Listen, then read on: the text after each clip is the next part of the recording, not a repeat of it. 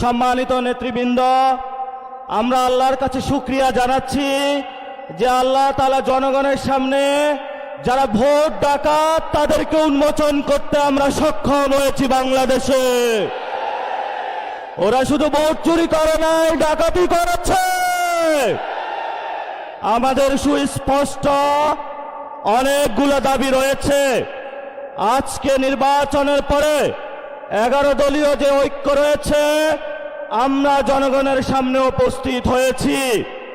আমরা প্রথমত বলতে চাই, পার্লামেন্টে যে ভোট ডাকাতরা গিয়েছে, জনগণের সামনে আমরা বিরোধী দল হিসাবে হাজির হয়েছি। আমরা রাজপথে থাকব। কড়ায় গন্ডায় ইঞ্চি ইঞ্চি করে জনগণের উপরে যারা ভোটের ইঞ্জিনিয়ারিং করেছে, ভোট ডাকাতি করেছে, নতুনভাবে জুলুম চাপিয়ে দেবার চেষ্টা করছে, আমরা তাদের কাছ থেকে বুঝে নেব ইনশাআল্লাহ। আমি সংক্ষিপ্ত কথা বলবো। আমাদের ভাই শহীদ উসমান হাদি আজকে আমাদের মধ্যে থাকতে পারতেন। সংসদ সদস্য হিসাবে ঢাকা 8-এর আল্লাহ ওনাকে শহীদ হিসাবে নিয়ে গিয়েছেন। আমরা বিচারের দাবিতে মাঠে গিয়েছি। আজকেই যেহেতু বিরোধী দলীয় যাত্রা হচ্ছে এই বায়তুল মোকাররম থেকে, আমি সরকারের কাছে আহ্বান জানাবো, দেশের কাছে আহ্বান জানাবো, প্রশাসনের কাছে আহ্বান জানাবো, আপনারা দ্রুত গতিতে শহীদ উসমান হাদি ভাইয়ের হত্যাকাণ্ডের বিচার যাতে হয় সেই উদ্যোগ নিন। আমাদেরকে এতদিন বলা হয়েছে বিচার এবং নির্বাচন মুখোমুখি দাঁড় করাবেন না। আমরা মরিয়া প্রমাণ করিলাম যে আমরা নির্বাচন বিরোধী নই। এখন সময় এসেছে শহীদ উসমান হাদি ভাইয়ের হত্যাকাণ্ডের বিচার করতে হবে। তৎকালীন সময়ে সংস্কারের নিয়ে বলা হয়েছিল, সংস্কার এবং নির্বাচন বিরোধী করার চেষ্টা চালানো হয়েছিল, ট্যাগ দেওয়া হয়েছিল, ওরা নির্বাচন চায় না। আমরা তোমাদের চোখে আঙ্গুল দিয়ে দেখিয়েছি আমরাই বাংলাদেশে গণতন্ত্র চাই, তোমরা চাও ভোট ডাকাতি করতে। এখন সময় এসেছে, কোন 9-6 চলবে না।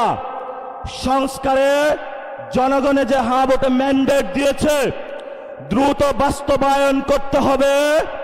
সাথে সাথে বাংলাদেশে সন্ত্রাস, চাঁদাবাজি, দখলদারিত্ব বন্ধ করার উদ্যোগ নিতে হবে। এবং নির্বাচনের আগে আমরা এই বায়তুল মোকাররমে দাঁড়িয়ে একটি প্রটেস্ট করেছিলাম। ভোট ডাকাতির জন্য আমাদের জামাত ইসলামের এক ভাইকে খুন করা হয়েছিল।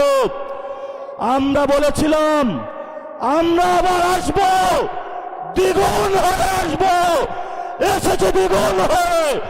আমাদের ভাইয়ের হত্যার বিচার বুঝে নিতে হবে। রাজপথ সংগ্রাম জারি রাখতে হবে। যেই বন্দের উপরে আক্রমণ করা হয়েছে, পেটে লাথি মারা হয়েছে, বোরকা ধরে টান দেওয়া হয়েছে, গুলিবিদ্ধ করা হয়েছে, পা ভাঙা হয়েছে, প্রত্যেকটির হিসাব কড়ায় গন্ডায় আমরা ইঞ্জিনিয়ার তারেক রহমান থেকে বাংলাদেশে বুঝে নেব ইনশাআল্লাহ। আমরা একমাত্র ভয় পাই কার কাছে? আল্লাহ ছাড়া আমরা কারো কাছে ভয় পাই না। হে মালিক, তুমি আমাদের রক্ষাকারী, তুমি আমাদের রিজিক দাতা। যারা এই বাংলাদেশে জনগণ 17 বছর অপেক্ষা করেছিল, আমাদের অধিকার ছিনিয়ে নিয়েছে, ভোট ডাকাতির মাধ্যমে ভাইদেরকে হত্যা করেছে। আরশের মালিক তোমার মালিকের বিচারে আমরা বিচার রেখে গেলাম। তুমি তাদের দৃষ্টান্তমূলক শাস্তি বাংলার মাটিতে জনগণের সামনে করবে।